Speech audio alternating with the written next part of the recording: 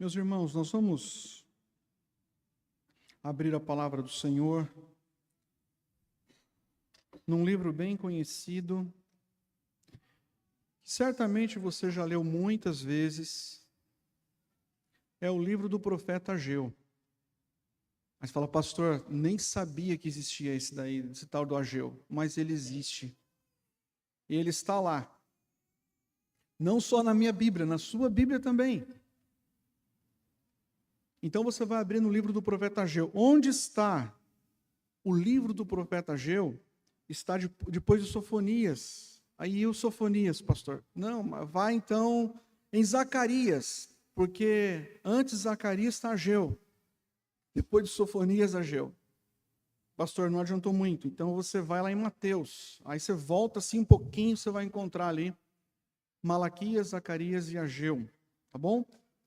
Encontraram aí? Amém, né? Tá vendo? Uma vitória já nessa manhã, na sua vida, né? Conseguiu achar o livro do profeta Ageu. Irmãos, nós no mês passado finalizamos a primeira etapa ali de Efésios, nos capítulos 1 e 2, falando sobre a obra da redenção, muitas mensagens relacionadas à salvação.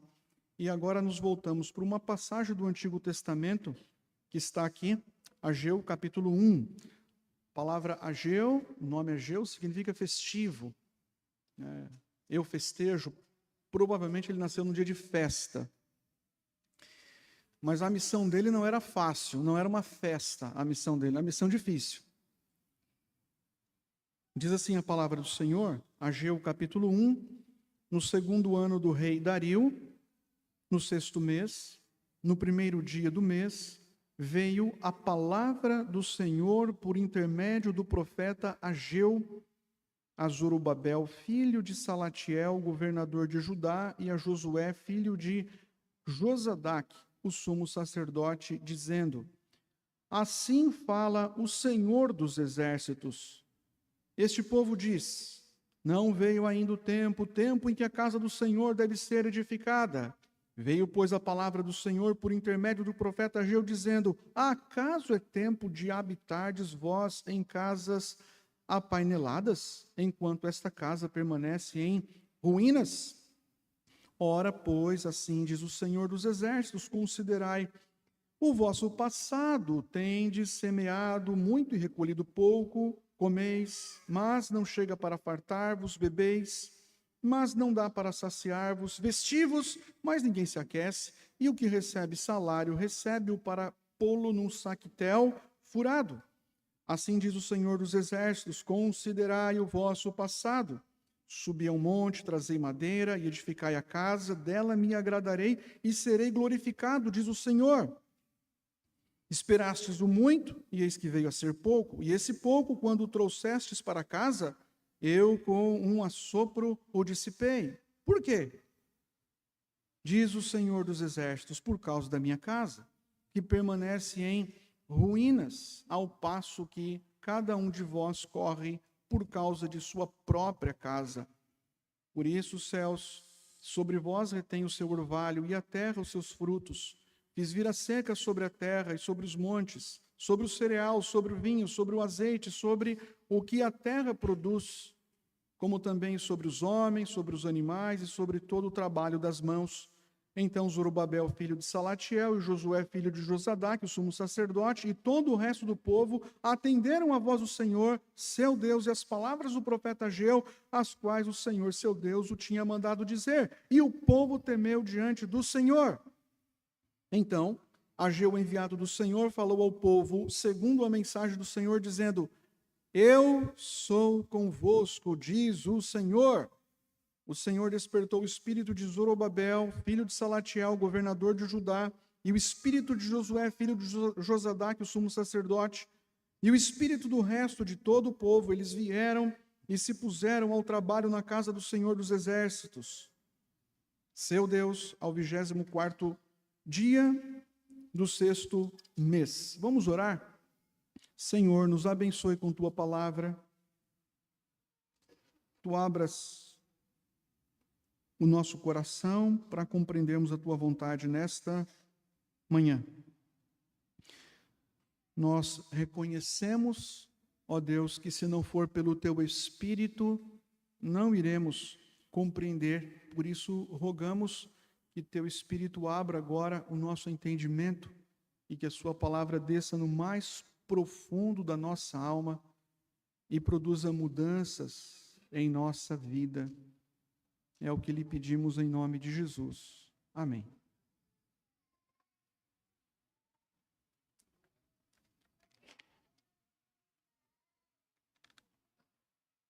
Então mantenha aí a sua Bíblia no livro do profeta Ageu. Não feche, né? Porque depois para achar é difícil, né, meus irmãos? Muito pequenininho, né? Deixa aberto aí.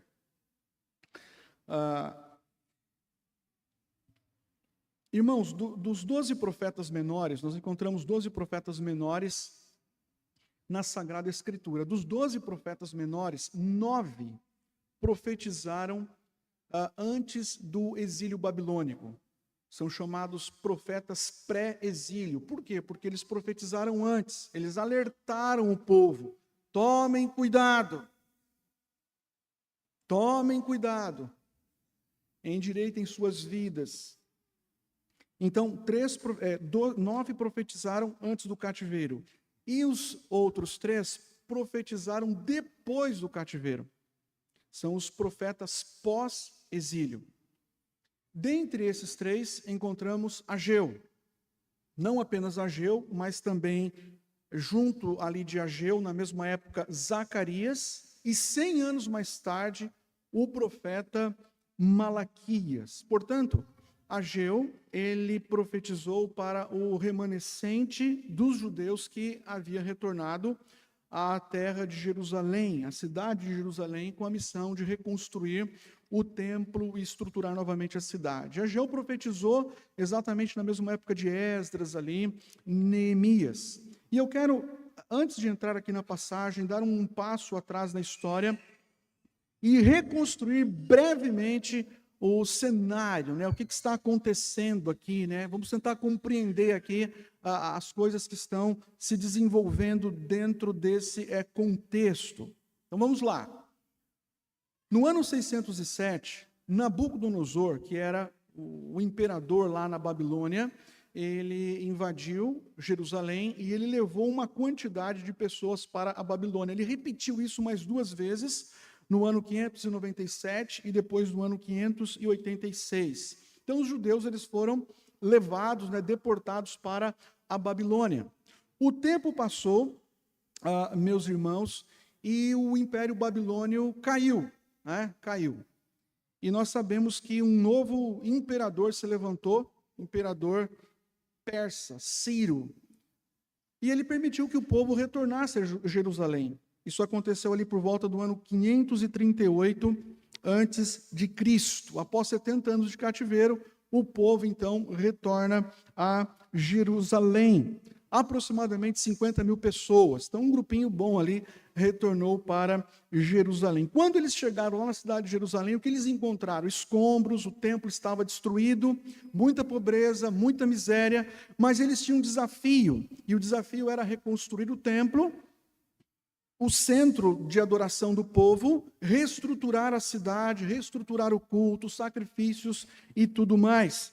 Eles estavam empolgados, eles estavam animados, eles pensaram, chegou a nossa hora, vamos fazer a obra, vamos fazer a missão, e eles começaram a reconstruir o templo. O templo era muito importante, o templo era símbolo da presença de Deus, era a glória de Deus no meio do povo de Israel. Então eles estavam empolgados com essa possibilidade agora de reconstrução do templo. Nós não vamos ler agora, mas se você ler o livro de Esdras, lá no capítulo 3, diz que quando eles lançaram ali os alicerces do templo, houve uma grande festa, né? Eles celebraram, eles se alegraram no Senhor, eles cantaram louvores a Deus, quando os alicerces foram lançados para a reconstrução do templo. E eles começaram bem, começaram empolgados. Nossa vida é assim, né? A gente sempre começa empolgado, animado, alguns desafios, mas a gente também desanima rápido. Eles começaram empolgados, 2 anos depois pararam a obra. Por quê? porque eles começaram a enfrentar algumas oposições de algumas nações que estavam ali, nações pagãs que estavam ao redor de Jerusalém, e mesmo alguns povos que estavam vivendo na cidade de Jerusalém começaram a causar uma série de transtornos, e eles decidiram então parar as obras do templo, e eles começaram a concentrar os seus esforços e os seus recursos em suas residências pessoais. Trocaram as prioridades. As prioridades foram invertidas. Olha que interessante, eles permaneceram pelo menos 15 anos com a obra do templo estacionada, parada. E foi exatamente nesse contexto que o profeta Ageu foi levantado. O profeta Ageu foi levantado exatamente para repreender a negligência, a procrastinação dos judeus, que não queriam retomar a obra de construção do templo. A profecia, irmãos, ela é bem curtinha, são 4 mensagens. Essas 4 mensagens foram pregadas num período de aproximadamente 4 meses. Depois Ageu desaparece, depois de ter pregado essa mensagem. E essa primeira profecia, nós percebemos aqui a preocupação do Senhor com a reconstrução do templo. E eu quero colocar aqui, irmãos, como tema dessa mensagem, priorize a obra de Deus na sua vida. Essa é a chamada de Deus para nós essa manhã. Priorize a obra de Deus na sua vida. É sobre isso que pretendemos falar nesta manhã. Vamos começar então observando aqui a passagem, alguns detalhes da passagem, e ver como podemos extrair uma série de lições para a nossa vida dessa passagem, como Deus fala conosco por meio dessa passagem. Aí no versículo de número 1, nós encontramos, eu diria assim, o contexto, o cenário, né?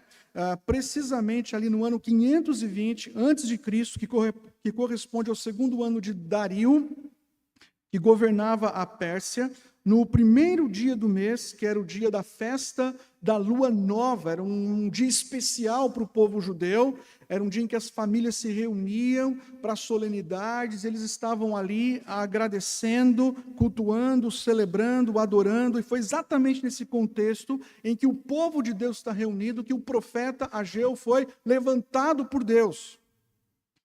E ele foi levantado por Deus, meus irmãos, e uma coisa que nos chama a atenção é que a mensagem é, primeiramente, dirigida à liderança. O profeta Ageu se levanta e olha para os líderes em primeiro lugar.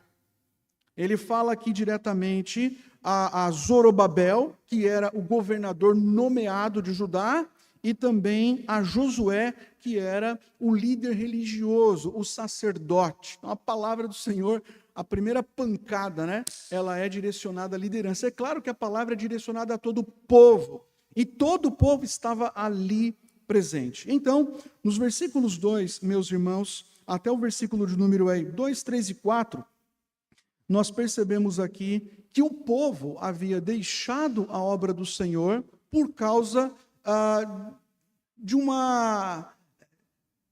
devido a uma desculpa esfarrapada. Eles não havia um motivo real para eles deixarem a obra do Senhor.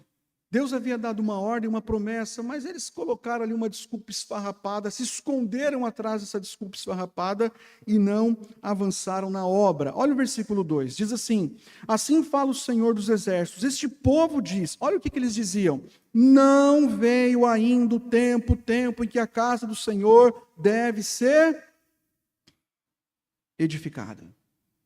O início da construção foi um início glorioso. Lançaram os alicerces, ali estavam todos, as crianças, os jovens, os adolescentes, os idosos, eles estavam felizes, eles estavam animados, mas a empolgação durou pouco.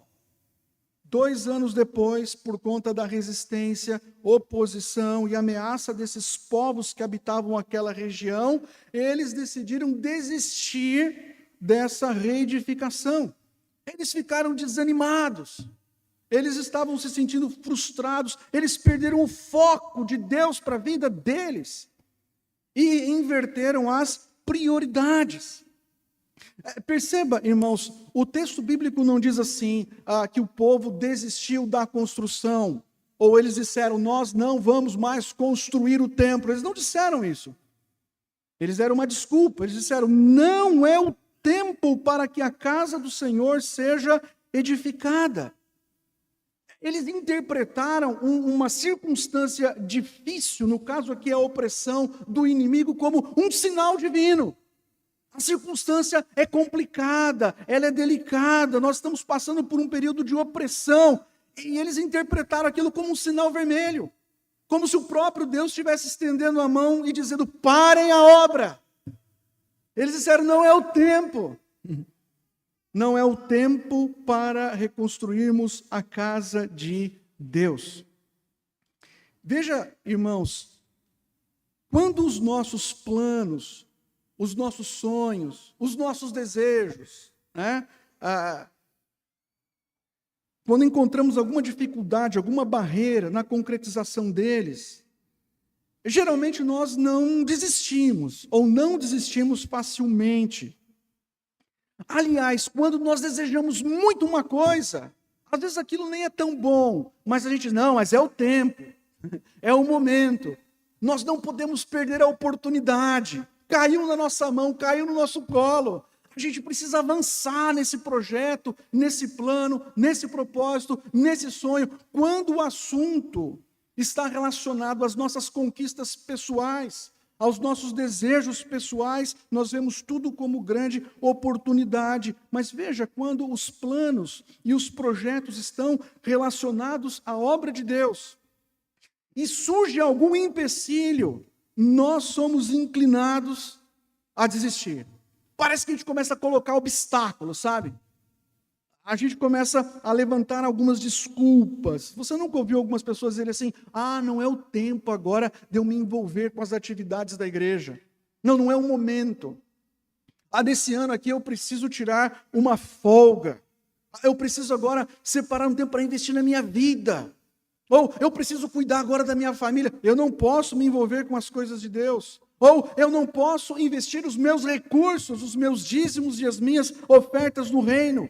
Isso é importante, isso é necessário, eu reconheço isso, mas não é o momento. Por quê? Porque eu tenho outras coisas para resolver na minha vida. Eu tenho que pagar outras contas, ou eu tenho que trocar o meu carro, eu tenho que adquirir a minha casa, eu tenho que fazer isso, tenho que fazer aquilo. Nós começamos a colocar desculpas. Veja, meus irmãos, Deus, Ele não chama esse povo, nesse contexto, de meu povo. Ele chama o povo de este povo. E por que ele diz este povo? Porque ele trata assim os judeus, porque eles não estavam colocando os interesses do reino na frente dos interesses pessoais. Eles estavam colocando os interesses pessoais à frente dos interesses do reino. Nós podemos dizer que eles estavam fazendo aquilo que Jesus Cristo disse para não fazer. Eles estavam acumulando tesouros na terra e deixando de acumular tesouros nos céus. E para piorar, eles ainda criaram essa desculpa, com a presença aqui da dificuldade, como se aquela dificuldade fosse um sinal de Deus. Isso é um sinal para que o templo não fosse concluído.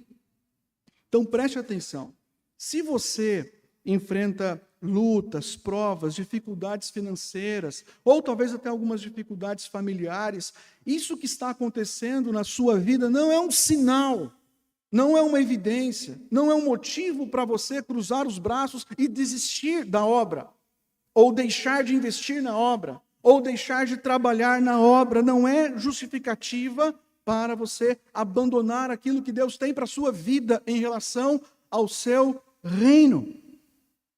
Além disso, meus irmãos, precisamos tomar muito, mas muito cuidado. A prioridade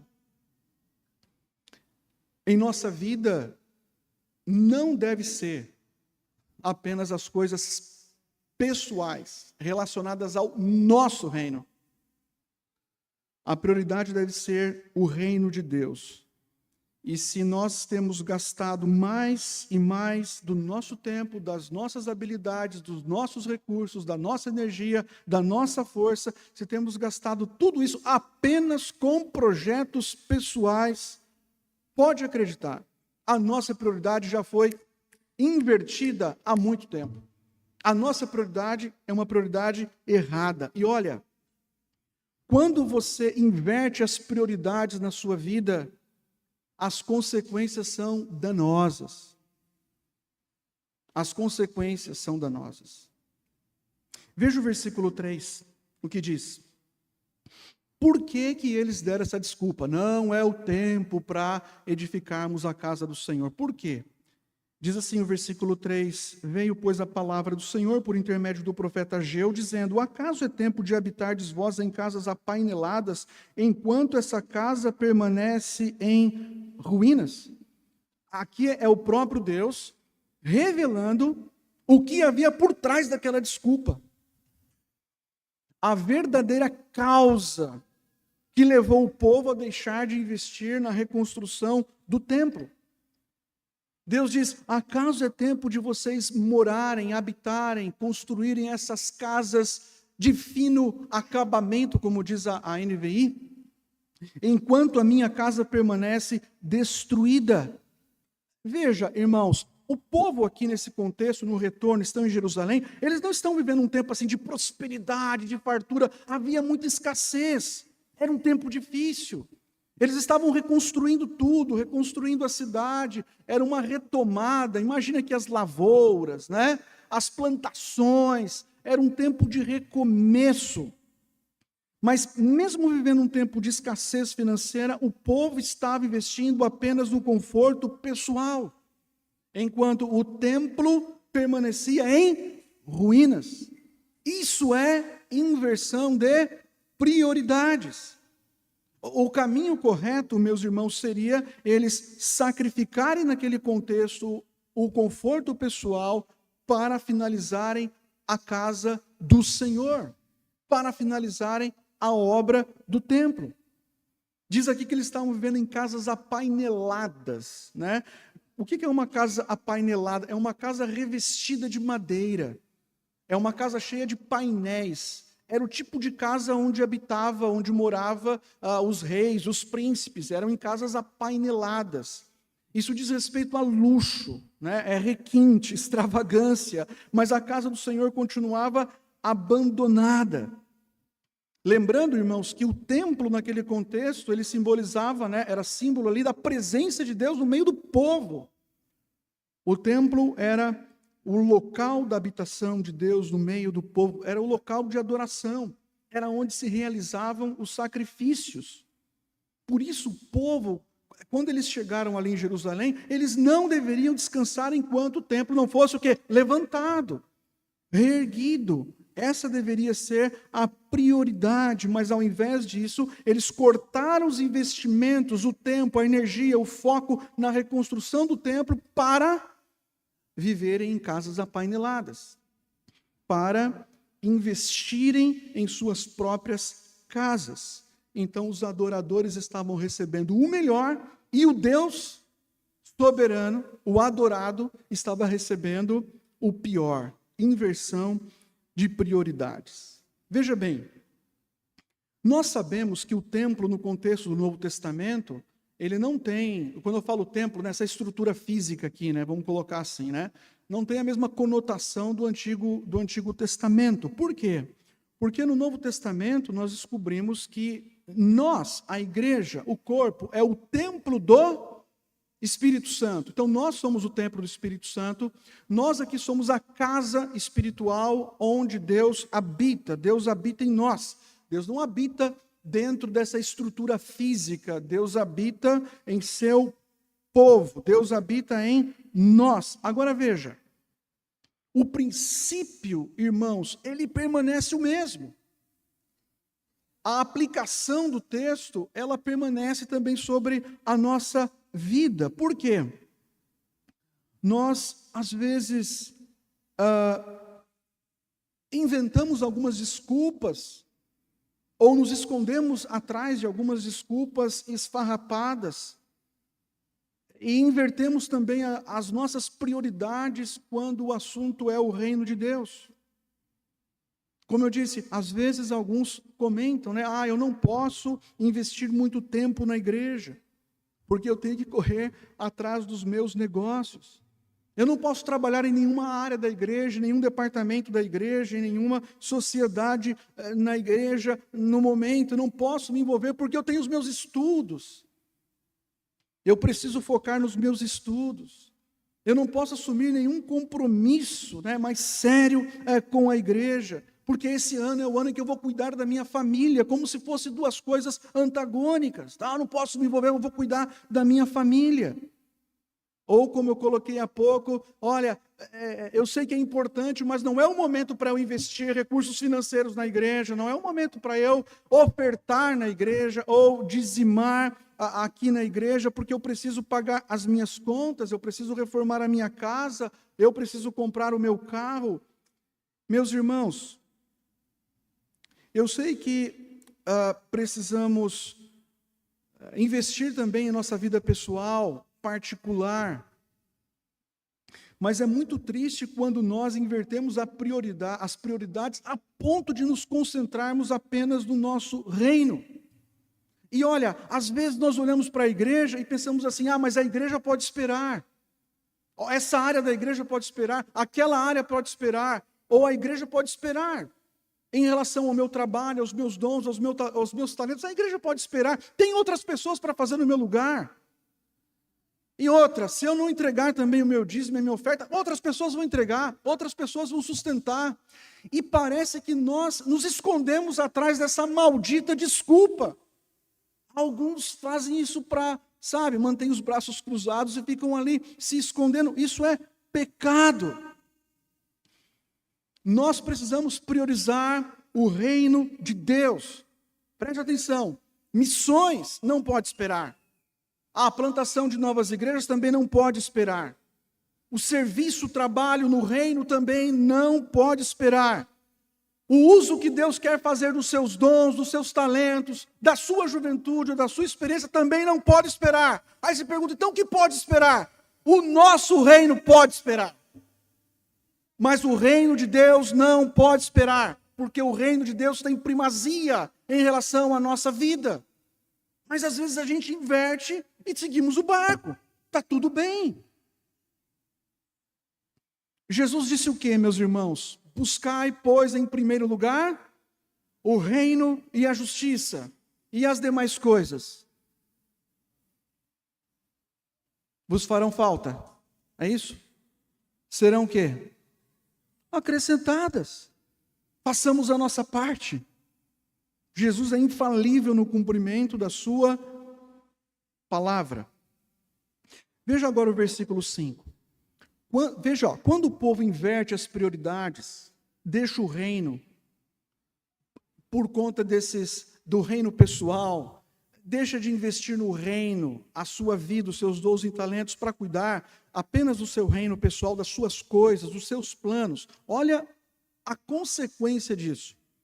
Aqui no versículo 5, diz assim, ora, pois, assim diz o Senhor dos Exércitos, considerai o vosso passado, tendes semeado muito e recolhido o quê? Pouco. Comeis, mas não chega para fartar-vos. Bebeis, mas não dá para saciar-vos. Vestivos, mas ninguém se aquece. E o que recebe salário para colocá-lo onde? Saquetel furado, bolsa furada. Deus é tão bondoso e gracioso que ele levanta o profeta ali, né? E o que o profeta diz? Primeira coisa, considerai o vosso passado. Deus está chamando o povo para uma reflexão. Considere o vosso caminho.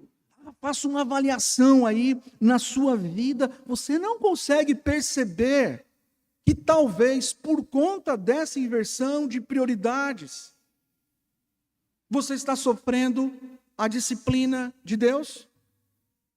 Ou sofrendo com a disciplina de Deus? Meus irmãos, quando nós não priorizamos a Deus, sua obra e o seu reino, para investirmos apenas em nosso conforto, o resultado será sempre insatisfação. Sempre insatisfação. E essa insatisfação, ela é fruto da disciplina e da reprovação de Deus. Ele está reprovando a nossa vida, o nosso estilo de vida. Se vocês olharem aí, o verso 6 diz assim, né? Tem semeado muito e recolhido. Veja que as dificuldades financeiras, nesse contexto, elas eram fruto, resultado da inversão do quê? De prioridades. Diz aqui o texto que a bênção divina, ela foi retirada da semeadura. E olha, meus irmãos, claro que eu não creio em teologia da prosperidade e não defendo a teologia da prosperidade, que é uma teologia maligna. Mas o que o texto bíblico diz é o que muitas famílias, ou que algumas famílias sofrem no dia a dia.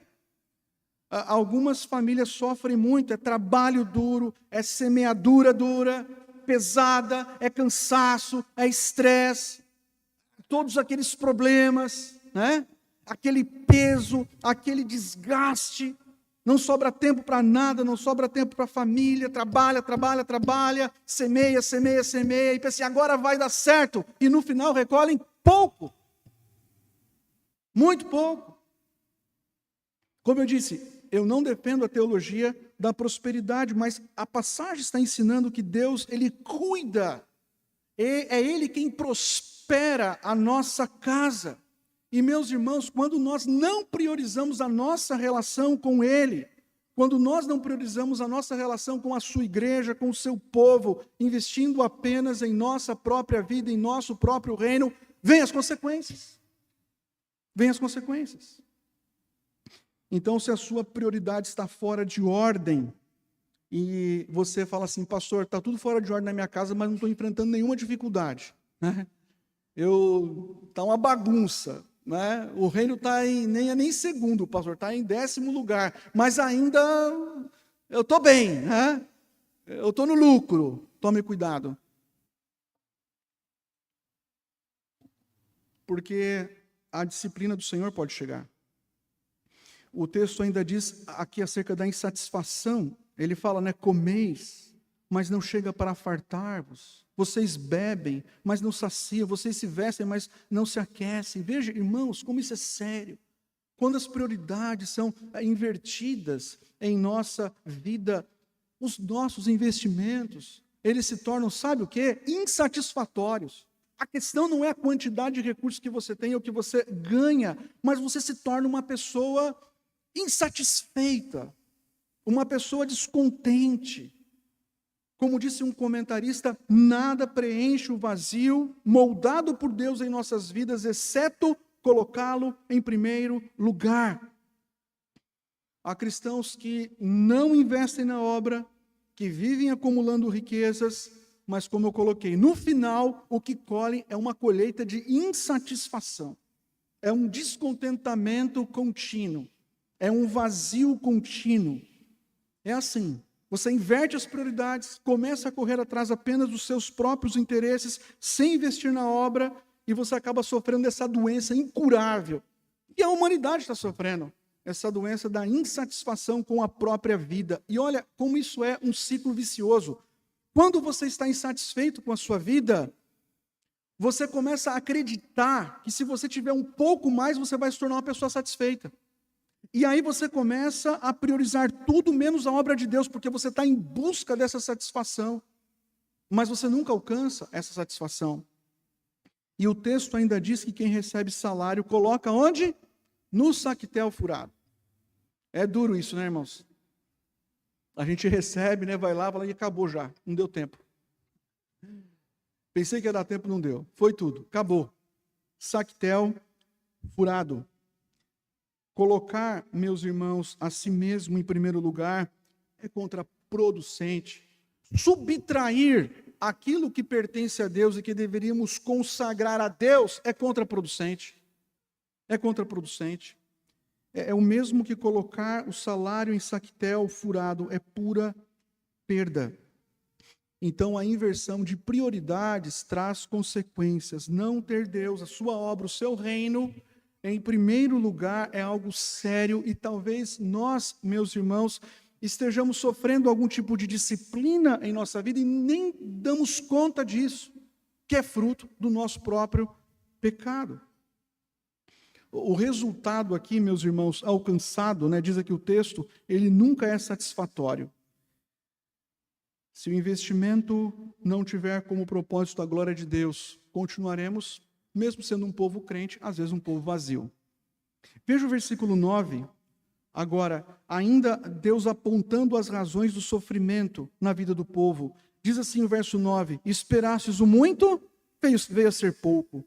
E o pouco, quando o trouxeste para casa, eu com um assopro dissipei. Por quê? Diz o Senhor dos Exércitos, por causa da minha casa, que permanece em ruínas, ao passo que cada um de vós corre por causa de sua própria casa. Expectativa frustrada. Por quê? Porque não priorizavam a obra de Deus. Quando nós deixamos de investir, meus irmãos, recursos na obra de Deus para investir em nossa própria vida, o resultado sempre será frustração. Frustração. Os judeus aqui, diz o texto, estavam investindo em suas casas, apaineladas, cheias de painéis, acabamento fino, requinte, extravagância, e eles estavam levando as sobras para a casa do Senhor. Você fala, pastor, mas Deus precisa do meu dinheiro. Deus não precisa do seu dinheiro, Deus não precisa do meu dinheiro, até porque Ele é dono de todo o ouro e toda a prata. O que Deus requer de nós? Deus requer de nós, meus irmãos, fidelidade. Dízimo e oferta não é uma questão de dinheiro, é uma questão de fidelidade a Deus e fidelidade ao reino de Deus. Então seja fiel a Deus. Olha o versículo 10. Olha o que Deus estava fazendo na vida do povo. Por isso o céu sobre vós retém o seu orvalho, a terra os seus frutos. Fiz vir seca sobre a terra e sobre os montes, sobre o cereal, sobre o vinho, sobre o azeite, sobre a terra, sobre o que a terra produz, como também sobre os homens, sobre os animais e sobre o trabalho das mãos.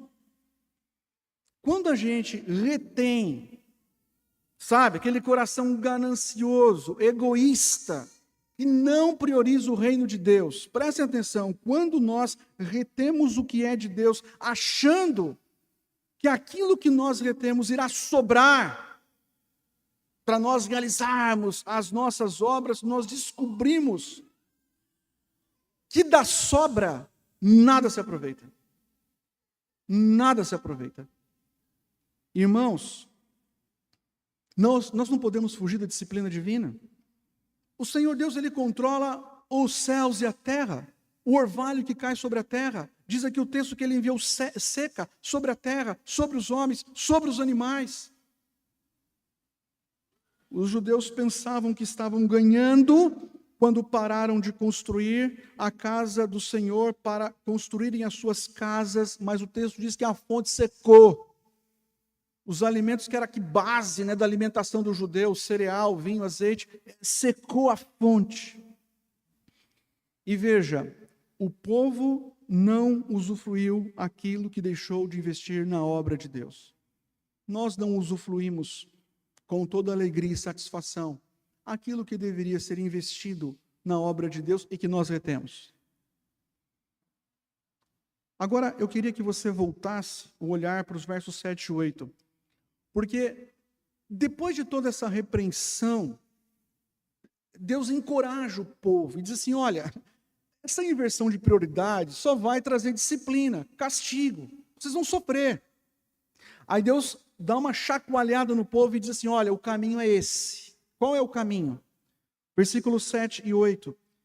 Assim diz o Senhor dos Exércitos, considerai o vosso passado, subi ao monte, trazei madeira, edificai a casa, dela me agradarei e serei glorificado, diz o Senhor. Novamente Deus diz, considere o vosso caminho. Parem de procrastinar com a minha obra. Não sejam negligentes para com a minha obra. Deus está dizendo assim, para de dar essas desculpas esfarrapadas para não se envolver com a obra. Pare de dar essas justificativas que não justificam absolutamente nada.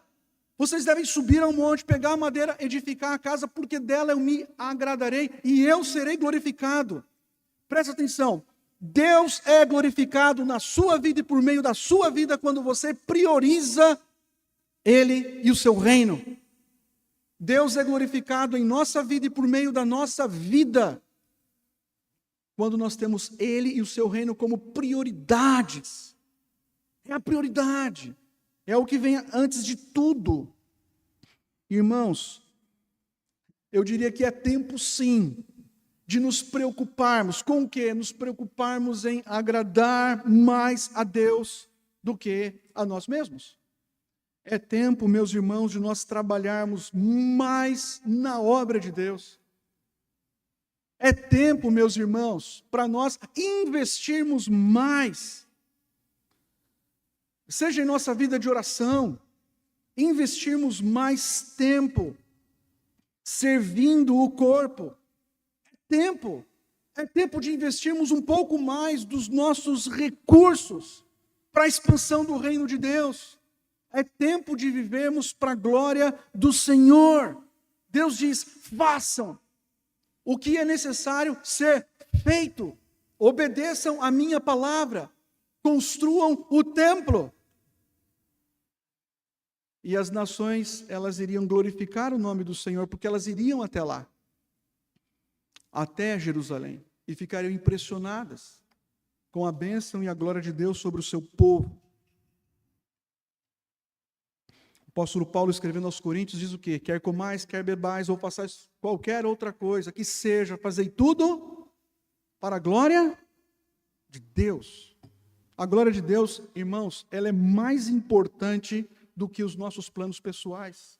A glória de Deus é mais importante do que os desejos que às vezes ardem em nosso coração por algumas coisas que a gente tanto quer. A glória de Deus está acima de tudo. É um motivo da nossa existência. Então nós devemos pegar a nossa vida, os nossos dons, talentos, habilidades e queimarmos a nossa vida para a glória e honra do Senhor. Ele é a prioridade, o reino dele é a prioridade. Você fala assim, pastor, mas eu não posso ter a minha vida, os meus planos. Sim, você pode, mas você não pode colocar essas coisas no lugar das coisas de Deus. Por exemplo, o domingo é dia de quem? É o dia do Senhor. Então, domingo é o dia para estarmos unidos aqui, juntos. Não podemos trocar. Veja agora o versículo 12 e 13. Aliás, o versículo 12, a resposta. Você fala, pastor, eu entendi que talvez as minhas prioridades estão invertidas e Deus cobra isso e a gente sofre as consequências por isso. Deus nos chama a fazer o que é correto, obedecê-lo e servi-lo. E veja o que o povo fez. Versículo 12. Então Zorobabel, filho de Salatiel, e Josué, filho de Josadaque, o sumo sacerdote, e todo o resto do povo atenderam a voz do Senhor, seu Deus, e as palavras do profeta Ageu, as quais o Senhor, seu Deus, o tinha mandado dizer. E o povo temeu diante do Senhor.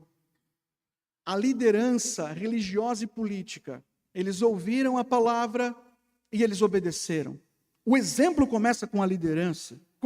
A obediência precisa começar com a liderança. No caso aqui, o governador e o sacerdote, as duas lideranças, elas se moveram. E diz o texto que o povo, quando viu aquilo, temeu ao Senhor.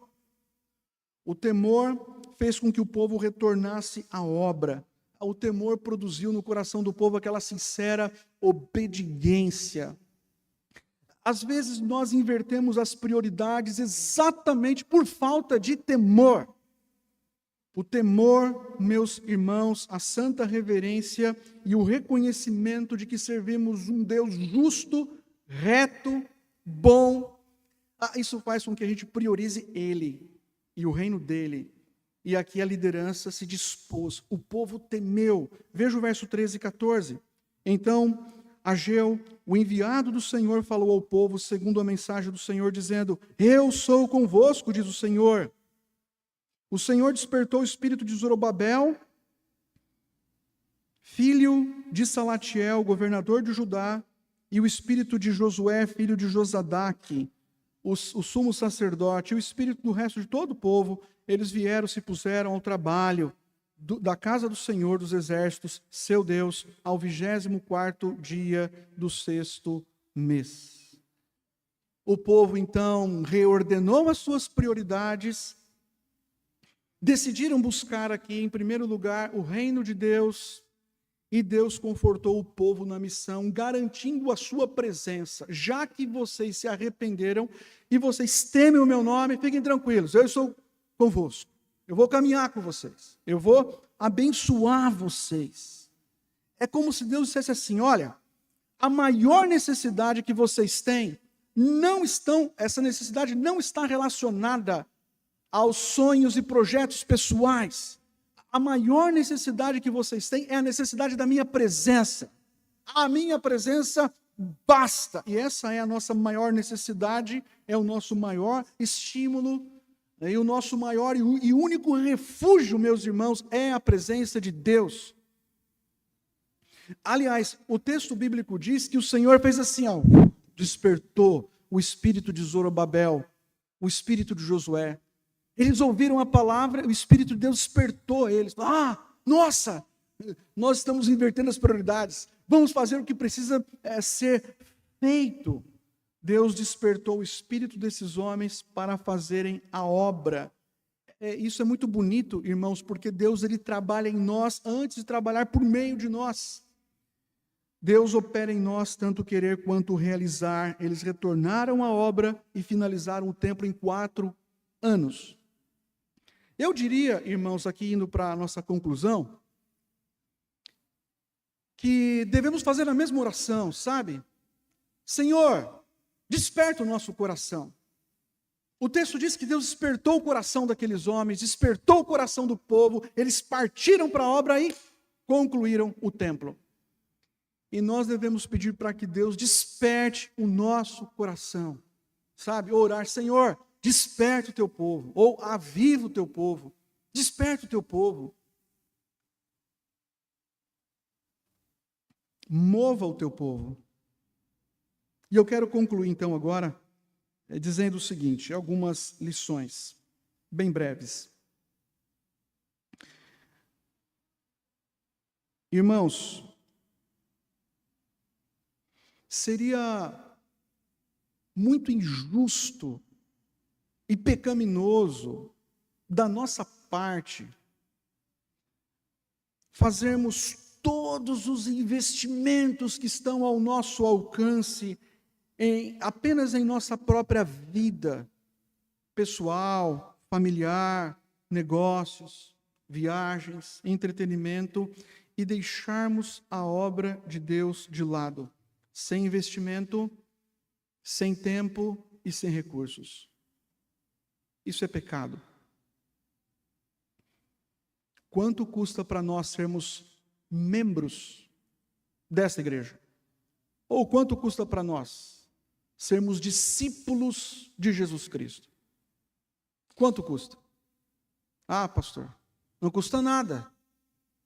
Obviamente, Jesus morreu por nós na cruz e pagou por todos os nossos pecados, mas quanto custa efetivamente sermos membros dessa igreja? Quanto isso consome do nosso tempo, da nossa atenção? Quanto isso consome de nós?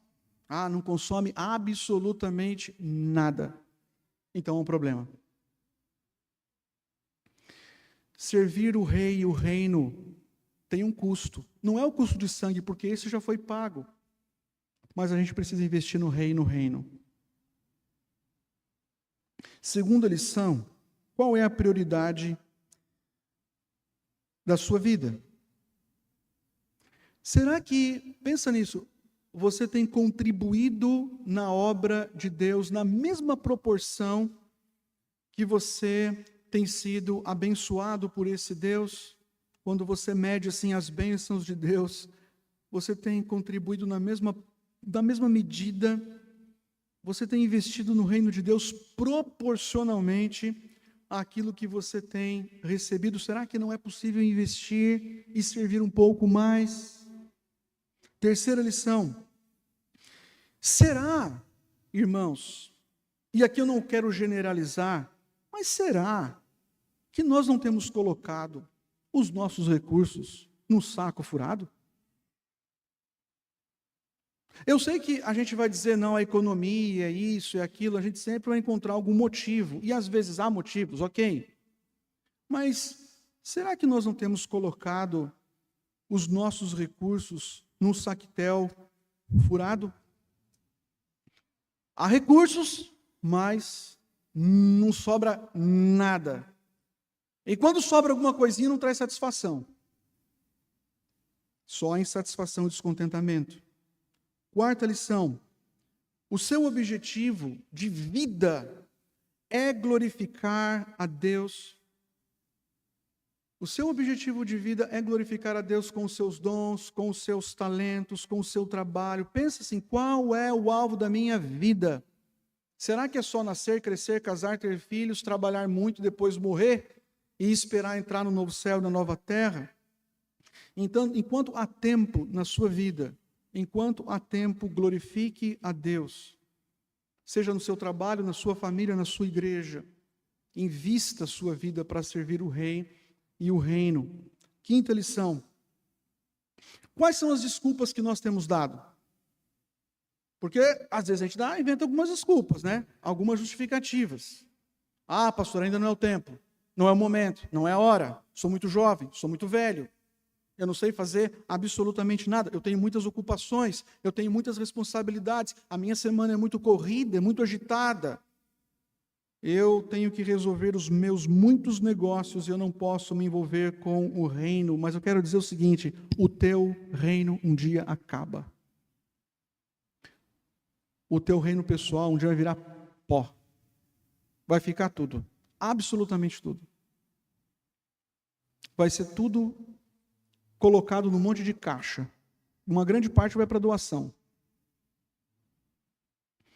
Então, enquanto você investe no teu reino, não deixe de priorizar e investir também no reino de Deus.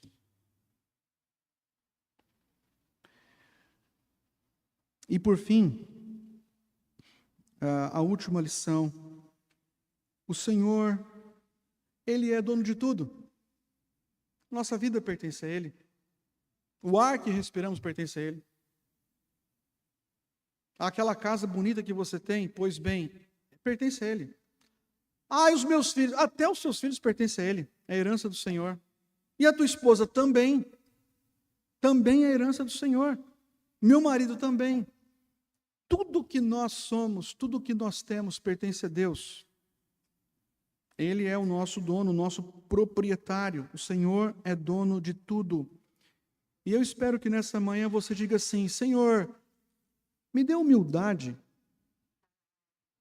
e sensibilidade aqui espiritual para admitir o meu pecado, a inversão de prioridades na minha vida. Que você saia daqui dizendo assim: Senhor, eu quero viver para Ti. E tudo o que eu tenho aqui, o meu casamento, a minha família, o meu trabalho, os meus recursos, tudo isso vem de Ti. E eu quero que tudo isso seja usado para a Tua glória. Amém? Jesus disse: buscai, pois, em primeiro lugar, o nosso reino, a nossa justiça e todos os nossos planos. E depois, se sobrar um tempinho, sabe, e uma sobra, você vai lá e... Não, ele disse: buscai, pois, em primeiro lugar, o reino de Deus, o Rei do reino, a sua justiça. E as demais coisas, Deus vai o quê? Acrescentando. Senhor, pedimos perdão porque muitas vezes invertemos as prioridades em nossa vida, colocamos o nosso reino na frente do Teu reino e nos esquecemos, Pai, que o Teu reino tem primazia sobre tudo e todos. Rogamos, ó Pai de amor, que Tu nos dês um coração sensível à Tua palavra, que haja em nós toda a disposição para vivermos para a Tua glória consagrarmos, Pai, não só a nossa vida, dons, talentos, mas também os nossos recursos em prol do Teu reino. Nós sabemos, Pai, que somos o templo do Senhor, a casa do Senhor. E nós podemos servir melhor o Teu reino. Desperta o nosso coração, Pai. Que o Senhor nos mova em direção àquilo que irá trazer a Tua glória, a manifestação da Tua glória em nossa vida, em Tua igreja, na Tua causa, no Teu reino. Abençoe o Teu povo aqui nesta manhã. É o que lhe pedimos em nome de Jesus. Amém. Entoemos, irmãos, o cântico